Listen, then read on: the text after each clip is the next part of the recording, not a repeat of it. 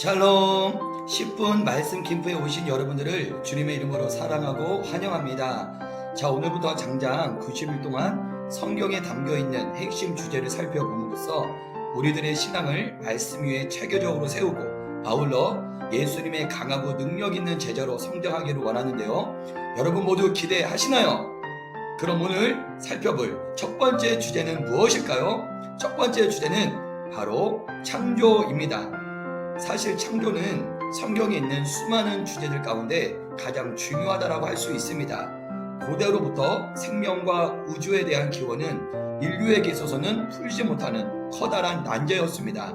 인류는 고대부터 각자의 종교적, 철학적 정통을 바탕으로 생명에 대한 이론들을 다양하게 만들어냈는데요. 그 가운데는 신화적인 내용도 있지만 나름 자연 형상을 관찰해 과학적인 견해를 찾으려는 시도도 존재합니다. 대표적인 것이 바로 진화론이죠. 여기서 잠깐 보충 설명을 하자면 많은 분들이 오해하는 것 중에 하나가 진화론은 과학이다라고 생각하고 창조론은 비과학적이라고 여기는 것입니다. 하지만 진화론 또한 결코 과학이라고 말할 수 없습니다. 과학적으로 설명하지 못하는 내용들이 진화론 안에 얼마나 많은지 몰라요. 진화론도 그럴 것이다 라고 가정한 이론일 뿐입니다.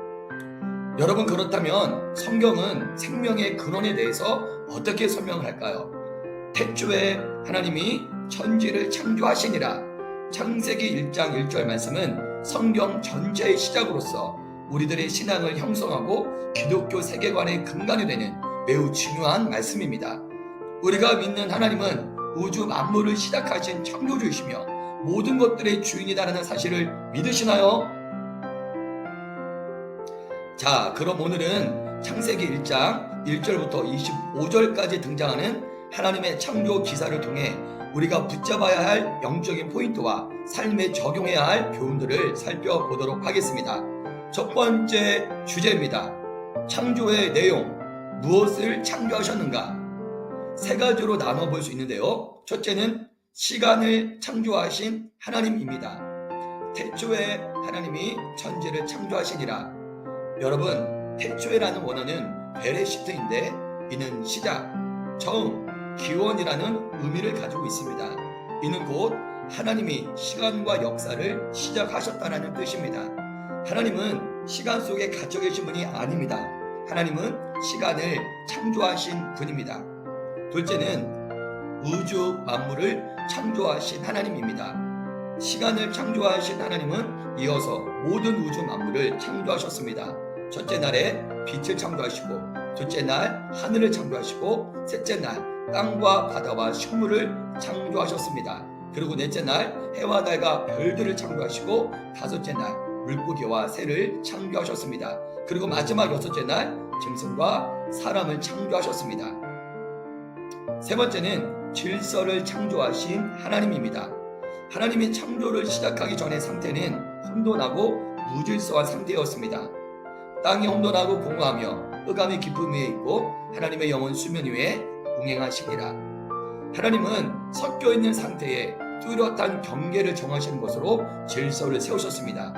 하나님이 이르시되 빛이 있으라 하시니 빛이 있었고, 빛이 하나님이 보기에 좋았더라. 하나님이 빛과 어둠을 나누사 빛과 어둠의 경계를 설정함으로 낮과 밤이라는 질서를 세우셨고, 위의 물과 아래 물의 경계를 설정함으로 하늘과 땅이라는 질서를 세우셨고, 물과 밑의 경계를 설정함으로 땅과 바다를 구분하셨습니다. 또한 하나님은 식물과 동물을 창조하실 때도 각기 다른 종류대로 창조하심으로 종들의 경계를 뚜렷하게 설정하셨습니다. 그리고 하나님은 넷째 날에 해와 달과 별들을 창조하심으로 계절과 달과 연도의 경계를 이루게 하셨습니다.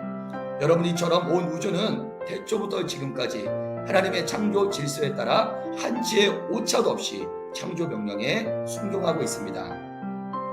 이어서 두 번째 대주제는 창조의 수단입니다. 여러분, 그렇다면 하나님은 이 모든 세상을 무엇으로 창조하시고 이 모든 질서를 세우셨을까요?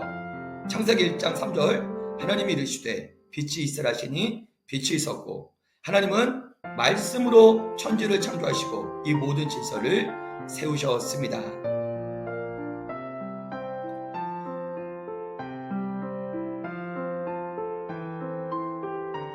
온 우주를 하나님의 섭리대로 창조하신 하나님은 하나님의 특별한 목적과 계획에 따라 바로 여러분의 인생을 시작하셨습니다. 그러기에 여러분은 우연한 존재가 아니라 하나님의 걸작품입니다. 중요한 것은 하나님의 창조 역사는 지금도 계속되고 있다는 것입니다. 지금 내 삶에 아무것도 보이지 않고 부족과 결핍이 나의 마음과 환경을 공허하게 한다면 창조의 하나님을 기다리십시오. 하나님이 공허한 이 세상을 빛으로 가득 채우신 것처럼 여러분 삶의 모든 공허함을 하나님의 작품으로 가득 채워주실 줄 믿습니다. 또한 혼동된 이 세상을 말씀으로 질서를 세우신 하나님은 지금도 무질서하고 혼란스러운 삶의 모든 영역들마다 새로운 질서를 세우고 계십니다. 혹시 요즘 마음과 생각의 영역에서 여러 생각과 감정들이 뒤섞인 채 내면의 혼란을 겪고 계신가요? 혹은 여러 가지 문제로 인해 가정 안에서 질서가 무너지고 계신가요? 그렇다면 오늘 하나님의 말씀으로 내 마음과 생각 안에 경계선이 뚜렷하게 설정되기를 축복합니다.